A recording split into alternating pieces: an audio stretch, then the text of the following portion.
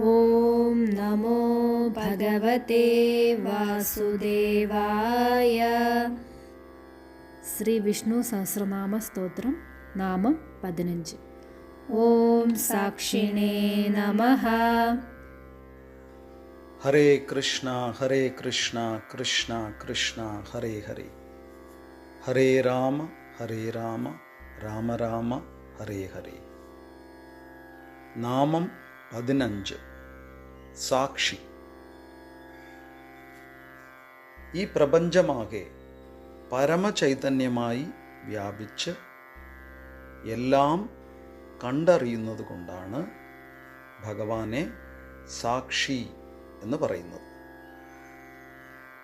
എല്ലാ കർമ്മങ്ങൾക്കും പ്രേരകമായ ശക്തിയാണെങ്കിലും ഒന്നിലും വ്യാപൃതനാകാതെ ഭഗവാൻ കാഴ്ചക്കാരനായി നിലകൊള്ളുന്നു.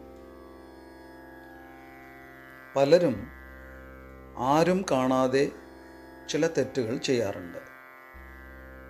അവരത് ചെയ്യുമ്പോൾ സ്വയം സമാധാനിക്കുന്നത് താൻ ചെയ്യുന്ന തെറ്റ് മറ്റാരും തന്നെ കാണുന്നില്ല എന്ന് വിചാരിച്ചുകൊണ്ടാണ്. പക്ഷേ സർവവ്യാപിയായ മഹാവിഷ്ണു എല്ലാ ജീവജാലങ്ങളുടെയും പദാർത്ഥങ്ങളുടെയും ഓരോ പ്രവൃത്തിയും ശ്രദ്ധിച്ചുകൊണ്ടേയിരിക്കുന്നു. ജീവികളുടെ എല്ലാ കർമ്മങ്ങളും കണ്ടറിഞ്ഞ് വിലയിരുത്തി കർമ്മഫലം നൽകുന്നതും കർമ്മബന്ധങ്ങൾ വിധിക്കുന്നതും ഭഗവാനാണ്.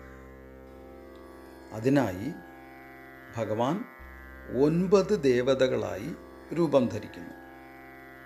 സൂര്യൻ, ചന്ദ്രൻ, യമൻ, കാലം, പഞ്ചഭൂതങ്ങൾ എന്നിവരാണ് ഈ ദേവതകൾ.